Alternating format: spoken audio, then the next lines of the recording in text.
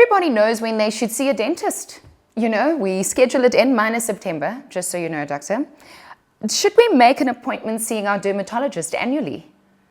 Yes, so that would depend on the age of the patient. So if you're looking at children, so there most times we get patients who are referred to us because it's not essential for children to visit a dermatologist. It's important for mums to understand what you need to do to protect the skin of their children, but that does not need a dermatology consultation.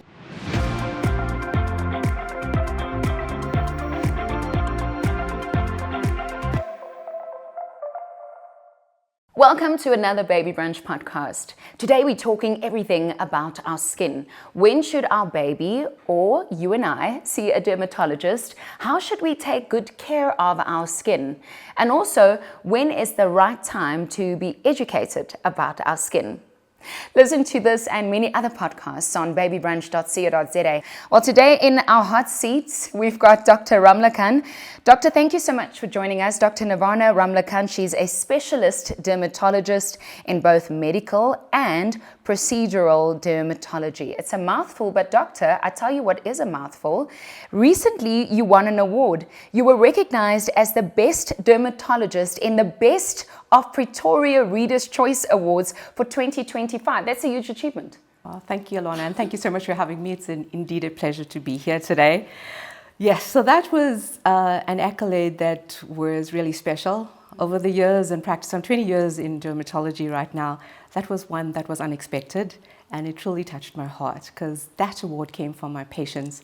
As doctors, often, you work hard and you receive awards, but this was different, and I just want to say thank you to all my patients. It really did touch my heart, and it was not something I ever expected in my career as medicine. I acknowledge the fact that even though you are a dermatologist, and we know you as a dermatologist, the way that you support the public, people and patients, is like what you say, it's with heart. When I learned about your practice, I realized that even though we said, when should we see a dermatologist? And that's how we started this conversation. You are helping so many people in your practice. Just quickly give people an idea of what you really do. Because this morning, it wasn't about babies or mommies like me. Yes, so I practice most micrographic surgery as well as general dermatology. I have special interest in procedural dermatology. Of my 20 work days in the month, 8 days I'm in theatre where we are doing skin cancer, and that's Mohs surgery, where we offer a technique for removal of skin cancer that offers the highest cure rate. So this morning, mine was a morning of consultation, and you never know what you're going to, with what we're going to see. And this morning, when we just chatted, it's skin cancer. There's an absolute increase in skin cancer. It's the most common cancer that we see in human, and the awareness needs to be there. So for me, the important bit is to bring the awareness that these cancers are common, and we need to visit dermatologists, make sure that the screenings are done so that patients are going to, if these cancers are caught early, they're completely curable. Mm-hmm. With procedural dermatology, that's the fun part of my work. So I do excisions, this is the surgery part, but then I also do procedural dermatology, which is aesthetic work, and that's, I find, empowers people to look their best. One of the things that I do is to make sure that when you do these procedures, they must be safe. So that I've already ticked that box, that before I offer a procedure to a patient, we have safety and efficacy. And when it comes to what we want natural results. So that's where individualized treatments for patients is becoming something that we're doing. So that's a fun bit of my work, and it empowers people to be healthy and to be their best. So that's what I do as a dermatologist. I make sure that people's skin is healthy. So we're treating both pathology and making sure that they take care of their skins. There's so many questions I want to ask because I also know that you are a mom, but we'll get to that just shortly. I want you also to motivate all of our working moms. I think it's so important that we realize that as working moms that our children are proud of us. So I just want to say from all of us at Parents and Baby Brunch as well, we're proud of you. Thank you. Yeah, I have 3 children, and although my work is a very important part of my life, my family is everything. Wonderful. So I have 3 children, and my eldest son, as I said earlier, is also now in final year of medical for school. I have a daughter in matric this year. So yeah, that's my youngest son is in grade 9 this year. That brings joy to our hearts, and it's important. They see what we do, Yeah. and so all the working mums. One of the things when I was a younger dermatologist, and my parent, we had such busy schedules with the patients. I always had a guilt about how to split my time, but I have no guilt anymore because I know what you're doing right now. And you treat your patients and you take care of your children. So we're so blessed to be able to do both, and I am so. Yeah, it is gratitude for being both a parent as well as being able to practice dermatology. Well, while we are grateful having you here in our studio as well, we also grateful for our support, Epimax Baby and Junior, also to Curaprox and Jacaranda FM. Everybody knows when they should see a dentist. We schedule it in minus September, just so you know, doctor. Should we make an appointment seeing our dermatologist annually? Yes, so that would depend on the age of the patient. So if you're looking at children, so there most times we get patients who are referred to us because it's not essential for children to visit a dermatologist. It's important for mums to understand what you need to do to protect the skin of their children, but that does not need a dermatology consultation. If there's pathology, often these children will be referred to us. So there's not really an annual checkup in childhood unless the child is going to have a condition like atopic dermatitis. Then you need to see the dermatologist. But as you get into the teens, the awareness, you need to become more aware that you need to do screenings for moles because we're looking for melanoma, skin cancer.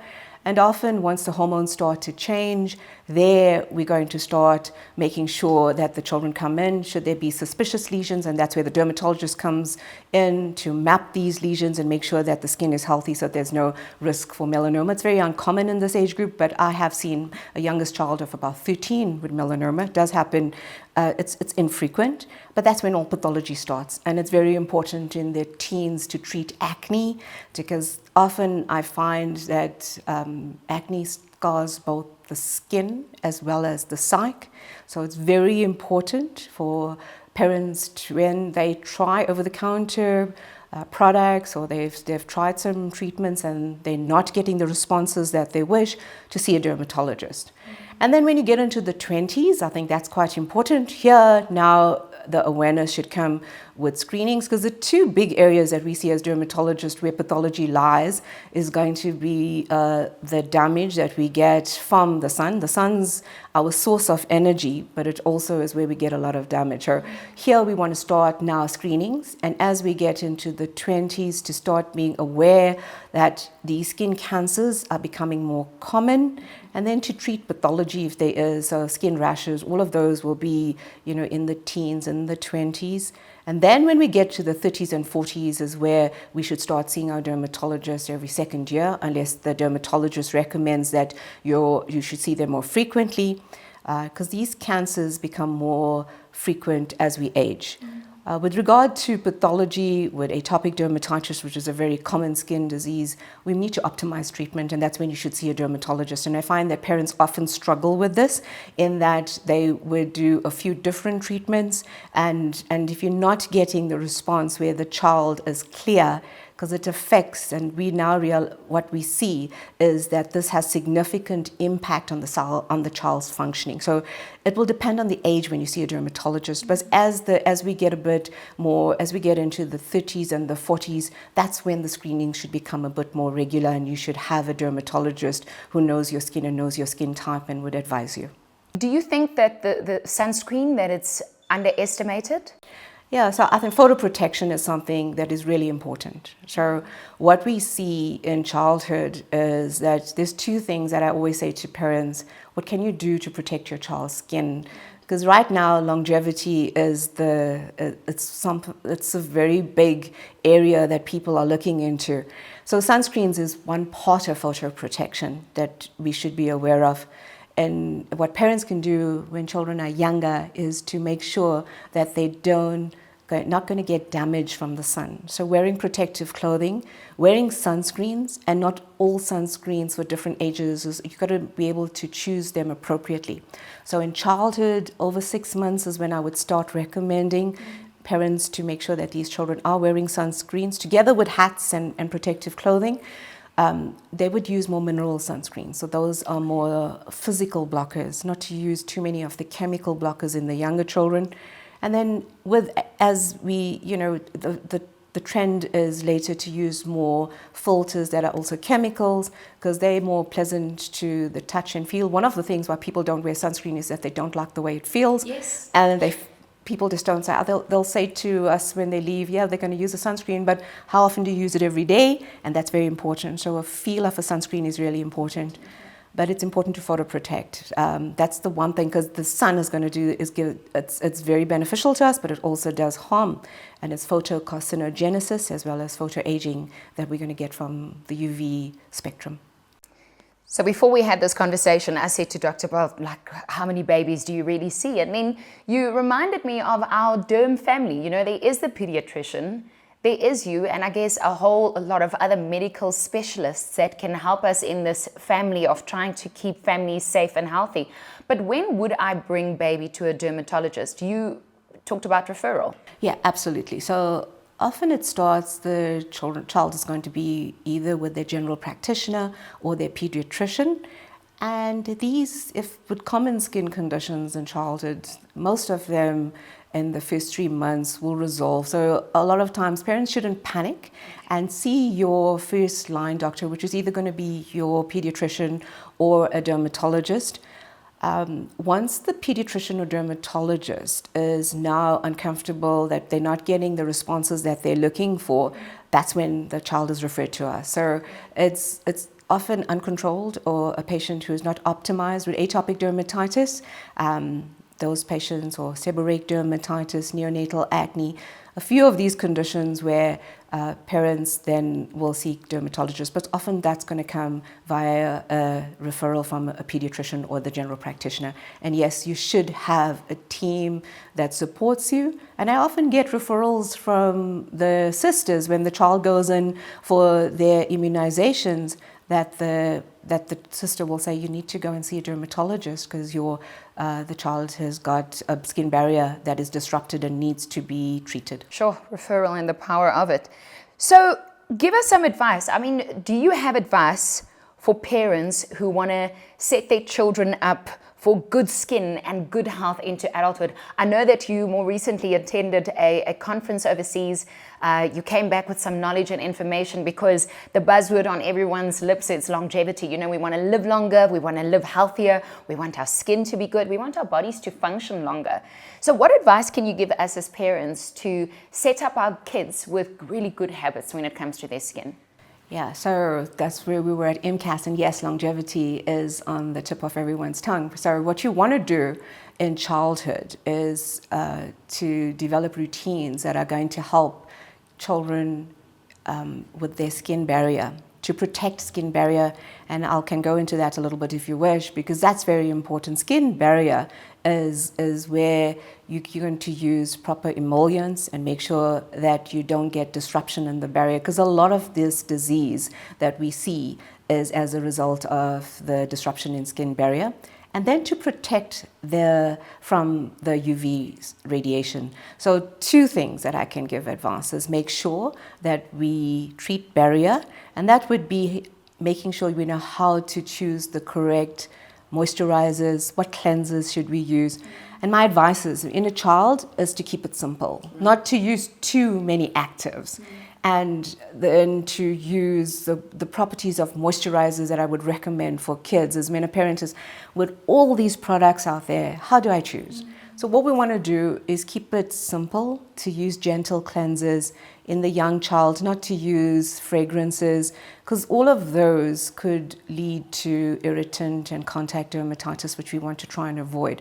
So for a child, it would be important there to use moisturizers that have both a humectant property as well as an occlusive property. So that's having moisturizers that have glycerin in them, petrolatum, those that are not going to, those that have urea won't disrupt barrier and help to repair barrier. So that is really important. I must say, in the years now, my 20 years of dermatology, we didn't really focus on that when we actually always treated pathology. And being able to have an impact or to keep the skin barrier safe and make sure that it's healthy is really important. Photo protection is very important, and that's where sunscreens, that's a big topic on itself, but essentially what you want to do is to make sure that the child doesn't burn from the UVB, and now also infrared radiation to protect them from these damaging rays. Well, I have to also at this point say a big thank you to Epimax, because they put us in touch with Dr. Ramlachan. Without you, we wouldn't be having this conversation, so thank you to our team and our support. Let's talk the first 5 days of baby's life. I don't know why I get so excited, but when there's a baby in the room, we all get very excited. So please give us 5 do's and 5 don'ts so that we can help and support all of our moms and dads. Yeah, so I'm just going to give you what happens in the first 5 days of baby's life and why is it so important. So there's a transition from the baby being in utero and being surrounded by this amniotic fluid, which is the fluid that the child's in. And then the baby enters this environment, and here now you get exposed to the air, and then so we're going to lose a lot of the moisture from skin. So in those first 5 days when the child is born, it's important to help them transition to get the barrier function intact and to make sure that we're going to optimize barrier, because within those first days is when the child's barrier is going to mature, very similar to what an adult will have. So what we want to do is to make sure that we don't use harsh soaps on the baby, to moisturize, they lose a lot of, so thermal regulation is from skin, so they lose a lot of heat from the skin. So protect the baby by keeping them warm, not too warm, but not using clothes that are going to irritate, so not wool, use cotton clothes. So do's would be to moisturize, not to bath the baby often. When I say that, lots of parents will think twice a day, that's too much. You want to bathe the baby once a day, and not to use product on the child that's going to disrupt barrier. So we want to protect barrier function, and we want to protect the microbiome of this child that is maturing. Doctor, how often should we run to Google? Because you see a rash on baby, on person, on child, on yourself, and you immediately want to take a picture. And the reason I ask this is because I know that you've got a wonderful online practice. So I started this online last year because the dermatology practices, unfortunately, not many in the country, so often dermatology practices are fully booked. And one of the things I realized is that you want to reach a child with acne who sits in some small little town that does not get to see us, or a parent who is concerned about a rash that may be more sinister. So that's where I started the online practice, and that's more to triage my patients that require urgent attention. Google is dangerous. So I'm not against us going and getting information, but I think you shouldn't get a diagnosis on Google. It's good to, to get a feel of what you may be dealing with. Mm-hmm. And I often find that people come in and they've done a whole Google search and then the diagnosis was incorrect. So the first thing to do is to make sure that we're dealing with the correct diagnosis, and that's where the dermatologist comes in or your doctor comes in. Because once we know the condition and we've made a diagnosis, we're then able to manage. And often that's not what happens, because we have a perception of what we're dealing with, and then we look into treatment modalities that may actually be harmful. So it's you will use it as a tool, but it's not going to be used to diagnose. But I would say that now these online platforms are a way to get an answer so that you can enter a doctor's practice. So we have Dr. Nivana, which you can go on to and do online consultations, but there are other doctors who do similar. So you can access dermatologists via the online. Seeing that you are a dermatologist that also practices online, I'm going to give you the symptom, and you need to give me something to do about the symptom. Are you ready? Okay. Because I'm not, but I'm going to try my best. Okay, here we go. Baby has a rash. We don't know what's wrong. What do we do? So that's very non-specific. We need to know. So where's the rash? So distribution. So if we're looking on the cheeks of children, often, so I'm going to give you what we see commonly, okay? So if you see a child who has a rash, dry, scaly, itchy, on the face, on the flexural area, so all the body folds, think eczema. Think that this may be, and if you have a family history of asthma or atopy, these go very closely, they tie in, so that's the atopic triad sometimes that we talk about. So think that this child may have a tendency to atopic eczema or atopic dermatitis. If they have a rash in the nappy area, so that may be an irritant contact dermatitis. Very non-specific what you know with rash, because we see so many rashes in children, but often it is going to, so the most common rash I see in children is atopic eczema. Seborrheic dermatitis, which is also a type of eczema, is something that we see in younger children from birth up to about 3 months is when it starts, and that's usually the cradle cap. Very different from atopic dermatitis, because that one is more related to children who have genetic, they're born with a genetic issues regarding filaggrin mutations. So that's with skin barrier. So it's important for the parent to be able to differentiate between these two types of eczema, which are the most common rashes we see in children. Doctor, my quiz just became very serious because as you started speaking, I realized that you're speaking about my daughter. Do you know that that is how we realized that she had asthma? Yeah. So, yeah, it was a visit to a derm. Yes. And, okay, wait, back to the quiz. Okay. All right. All right, so my teenager has a zit. Yes. Do we put toothpaste on it? So that may be irritant. So I wouldn't use the two. So it's common, and we're all going to have some degree as you're growing. It's hormonal changes that we see. So the microbiome, I touch briefly on this, and what we find with acne is that there's going to be bacteria called Corynebacterium, which tends to, so this is dysbiosis, there's an increase in this bacteria in the skin. So we want to use products that are if it's a single lesion, then you can get over-the-counter products at the pharmacy, benzoyl peroxides, and if you need prescription, retinoids are prescription. So that's a good way. So if you have mild acne, as dermatologist, when I see a child who has acne, I'm going to ask, is it mild, moderate, or severe? Right. Mild acne, you can treat with over-the-counter products and cosmeceuticals. So that's where products which are having salicylic acid. One of the issues that I find these days is that most people are seeking actives, and they will have, so if they see a child has acne, they're looking for all the actives. So they'll do benzoyl peroxide, they'll do salicylic acid, and yet the child would come in and they have more of an irritated skin. Oh, no. So the reason for that is that if you put too much of actives on the skin, you're going to get an irritation. So what we want to do is make a diagnosis, and then when it's acne, start with over-the-counter like benzoyl peroxides, and then use cosmeceuticals for acne. Once you go to more moderate, where there is going to be a risk for post-inflammatory hyperpigmentation, you should see your general practitioner who can start on prescription medication. And when it's more severe acne, that's my advice, is those children should be, or young people should see a dermatologist quite early, because we don't want to scar the skins. And that's where we as dermatologists now can cure acne and prevent scarring.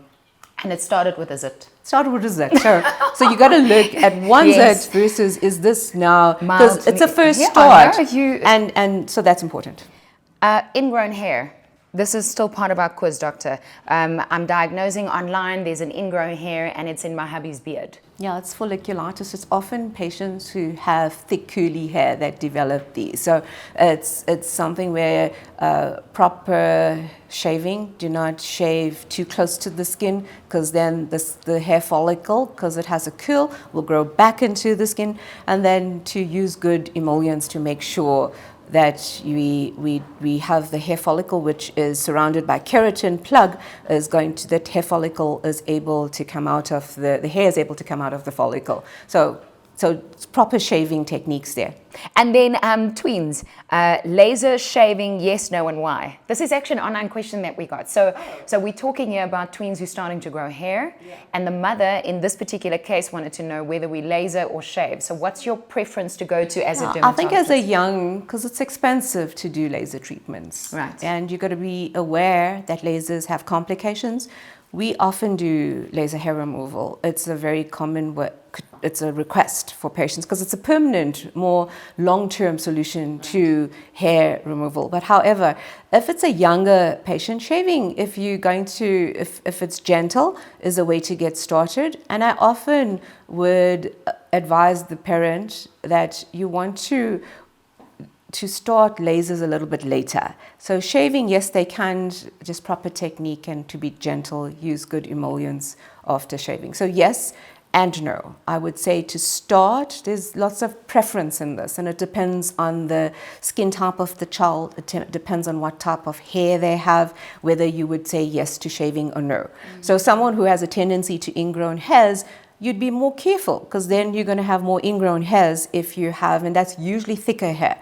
But if you have fine hair, shaving may be an option. I think it also depends here because lasers would be best in the long term. However, lasers don't work well for patients who have lighter skin and lighter hair because you need a target in the skin. So individualized therapy is really important, and you need to get advice on that. Well, talking about advice, there's a lot of you that's listening to this podcast because I mentioned babies, and yes, we're speaking about our babies too. Now, there's a few questions that came through with regards to babies, and this is right after birth. Right. So, doctor, let's head back to the first 10 days, let's say, of baby's life. The question was, what is lanugo and vernix? Okay. So lanugo is the hair that you often see on babies when they're born. It's this fine hair that the children are born with that you see in the first couple of days of life.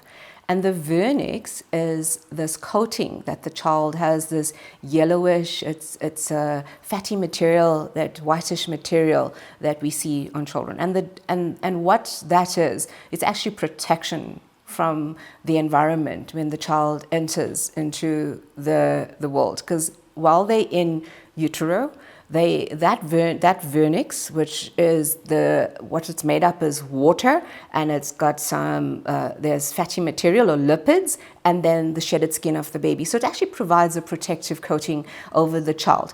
And when the child's in utero, the fluid will cause the skin it would damage the skin because the child would, so this actually protects. And when the child enters into the world, its antimicrobial properties that this has, it helps the child not lose too much of heat, so it's for thermal regulation, and then not to lose fluid, because as the skin barrier, which I've been mentioning, matures, this is actually helping here to mature the barrier. So it's these protective layers. And the lanugo, which are the fine hairs that you find on the baby in utero, it helps that protective layer stick to the baby's skin.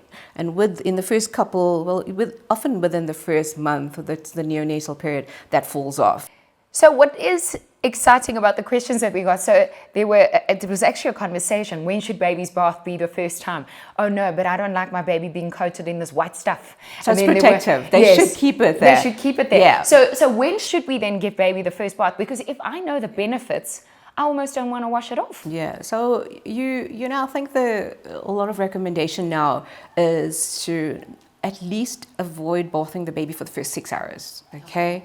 And 24 hours would be great, but it would depend on the parent. So I would say 12 to 24 hours a child should have their first bath, okay? So that's what I would recommend, and not frequent bathing. So once they take their bath, it's important then to make sure that we then put emollients onto the child to make sure that we protect barrier. Because in these first couple of days, we want to mature that skin barrier so it has the properties, which is going to be physical protection. It's an immune function for the skin. It's also going to be bacterial, antimicrobial for the skin. So although we think of it as just the skin barrier, it is what protects body from the environment. So in the first couple of days, we are helping that mature. So it's the skin barrier that matures within the first couple of days. This has been, I mean, we've had many conversations about skin, but I think today's was so powerful and beautiful. How can we get hold of your online platform? So it's drnivana.com, and then just hop on there and you can go through with the online consultation. What's your advice to women who are dynamic and want to be working moms, but the guilt is not freeing us enough? So the guilt, as you get, so with, as we mature, realize that you want to give your children the best. So don't have the guilt, and you're going to do your best for both working mums and dads. And I see this across the board these days, that parents find often it's both parents that are working. And so you want to give your child the best. So the time that you do spend with them, make it count. Quality time.